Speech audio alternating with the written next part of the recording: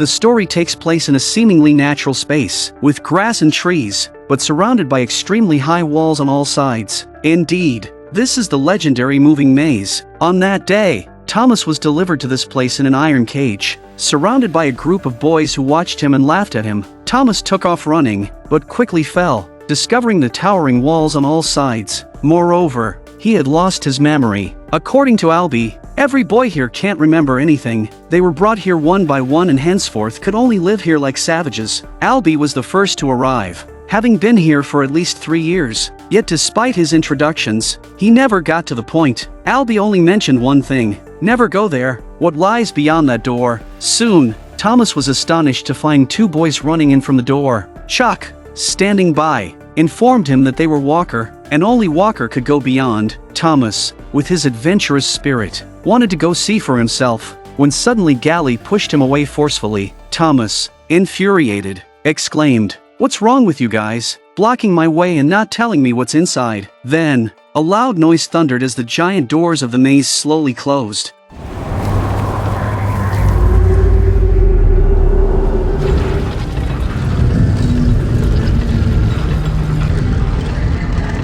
Inside, it was sinister and terrifying. Unknown what fate awaited those trapped within. At night, Thomas heard the loud noises of the maze again. Newt said, "The maze is changing. No one has ever survived a night in there, because at night, a monster appears, and anyone who has seen them has died." The next morning, Albie took Thomas to the wall. Thomas saw names everywhere, some of which had been crossed out. Clearly, the ones crossed out were those who had died. Thomas also carved his name. Before long, a bizarre incident occurred. Thomas entered the jungle and suddenly saw a person. His eyes were blackened, his face pale as death, lunging at Thomas like a mad dog, screaming, "This is all Thomas's fault." He almost strangled Thomas to death, but fortunately, Thomas overpowered him and ran to the others. Everyone rushed to restrain the madman, lifting his shirt to reveal a horrifying wound. It turned out the man was injured by a monster, becoming violent and losing his sanity, soon to turn into a walking corpse. They had no choice but to forcibly take him to the maze entrance, leaving him to fend for himself. As the maze began to close its doors, they pushed him through, heedless of his pleas for mercy. There was no choice. No one wanted to live beside a zombie. On the 3rd day, Albie had to go in and explore the maze herself because there was one less person. But that day, an accident occurred. Until the moment the doors were about to close, they hadn't returned. Thomas asked if they could go look for them, but everyone said it was impossible. The doors were already closing. Those 2 were undoubtedly doomed. Just then, everyone suddenly saw their figures, but it seemed something had happened to Albie. Miho, unwilling to give up on him, desperately carried him over, but no one dared to go in to help.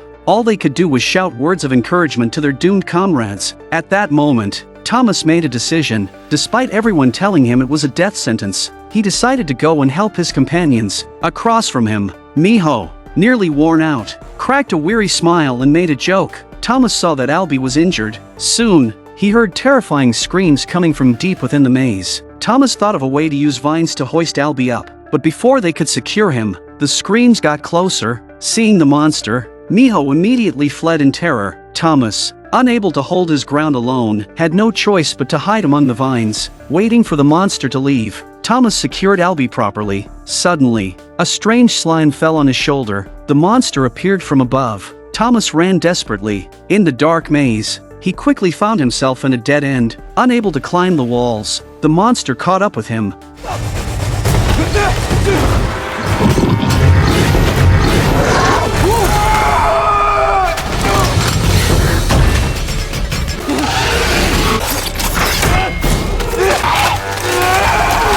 In the end, Thomas managed to entangle the monster with the vines. Thomas and Miho reunited and ran together. Miho passed through a slowly closing giant wall. Thomas suddenly stopped. Miho shouted for Thomas to come over. It turned out Thomas was waiting for the monster to follow. He taunted it and then sprinted away. Who will win the chase between the monster and him through the narrowing doorway? The next day, the gate opened, and Thomas and Miho returned with Albie. Everyone was amazed that they hadn't seen the monster. Miho said they did see it, and he killed it. Thomas became a hero, but Gally did not like him. Strange things continued to happen. The iron cage rose again, this time carrying a woman nobody had ever seen before. She had a note on her, which read that no more people would be coming. Soon, Thomas led his companions into the maze, where they found the corpse of the monster. They extracted a strange mechanical device from its body. Afterward, they returned to the safe area, where Miho showed Thomas the map of the maze he had created. It turned out that over 3 years, Miho had run through every corner of the maze but never found an exit. However, he discovered that the maze had 8 areas, and the device was labeled with a 7, suggesting it might open the door to the 7th area. Teresa woke up, and Thomas went to talk to her, mentioning that he had dreamt about Teresa recently. Teresa gave Thomas something from her pocket, 2 vials of medicine. Thomas suddenly realized what the medicine was for. It might be an antidote for Albie. They went to Albie, who suddenly grabbed Thomas tightly. Teresa acted decisively, injecting the medicine and finally putting him to sleep. The next day, Thomas and Miho decided to go in search of an exit. They ran through the vast maze, making their way to the 7th area. The 7th area was the blade area. Using the device and following its beeping signal, they found a door that Miho had never seen before. They entered and used the device to open the door. Approaching the entrance, suddenly an infrared scan swept over them. Then, with a loud noise, the entrance began to close. Both felt something was wrong and started running frantically. As blades closed in on them, they dashed through the last gap, narrowly escaping the blades. Suddenly, Thomas didn't make it through a row of blades in time and had to dash through as the blades closed one by one, finally squeezing through. The maze was about to close, the giant stone walls moving like building blocks. Luckily, they ran fast enough and finally made it back to the safe zone. Upon their return, they heard that Albie had awakened. When they came to see him, he said with a dejected expression that none of them could escape. He had remembered everything. He said Thomas was one of them, questioning why he came here. Before Thomas could answer, a commotion arose outside. They ran out to see that the maze doors had not closed at night. Moreover, more maze doors had opened, meaning all the monsters from the maze were coming. Indeed, the figures of monsters appeared from the depths of the maze, plunging the entire camp into chaos. People died as they ran. A group of people could only hide inside a building, with monsters roaming outside. Soon, breaking through the roof, a tentacle snatched away Albie. Albie's last words to Thomas were that leading everyone out would be their doom. After killing many, the monsters finally retreated. When they emerged, internal conflicts intensified. Gally furiously condemned Thomas for thinking of resistance, arguing that resistance would bring retaliation. Thomas, still grieving, suddenly remembered that Albie had been stunned by a monster and then remembered everything after being treated with the antidote. So, he picked up a needle dropped by a monster and stabbed it into his thigh. People rushed to get him the antidote, waiting for him to wake up. Indeed, his memory returned, revealing that he and Teresa were the masterminds behind the moving maze. However, no longer wishing to partake in wrongdoing, they were captured and thrown into the maze. Thomas decided to lead his companions out of the maze. Unbeknownst to them, a change in leadership had occurred within the camp. Gally had taken Albie's place, capturing Thomas and Teresa and bringing them to the maze entrance. It was supposed to be exile, but unexpectedly, Gally changed the rules on his own. He intended to kill them as a sacrifice to the maze, leaving Thomas no choice but to seize the opportunity and incite a rebellion. A group of people responded, subduing Gally. Thomas persuaded everyone to join him in searching for an exit in the maze. Some followed, while others stayed in the camp with Gally. The group reached the 7th area, guarded by monsters as expected. Together, they charged, fighting the monsters. They pushed a monster into the abyss, but there wasn't just one.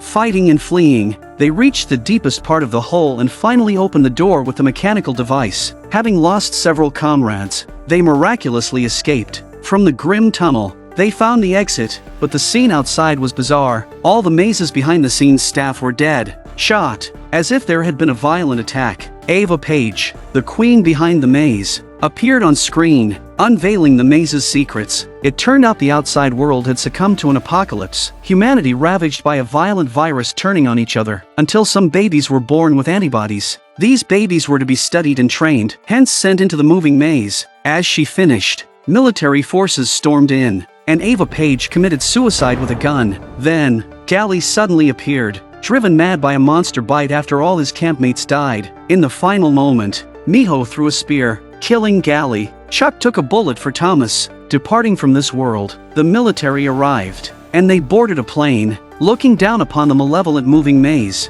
Ava Page then stood up, wiping off fake blood, declaring the experiment a success. Ready for the next phase, the youths were still not free from their schemes. The first moving maze had ended, but larger and more terrifying mazes awaited. Such is the world, delighting in troubling the young. Fortunately, they can still run, and these youths will never kneel.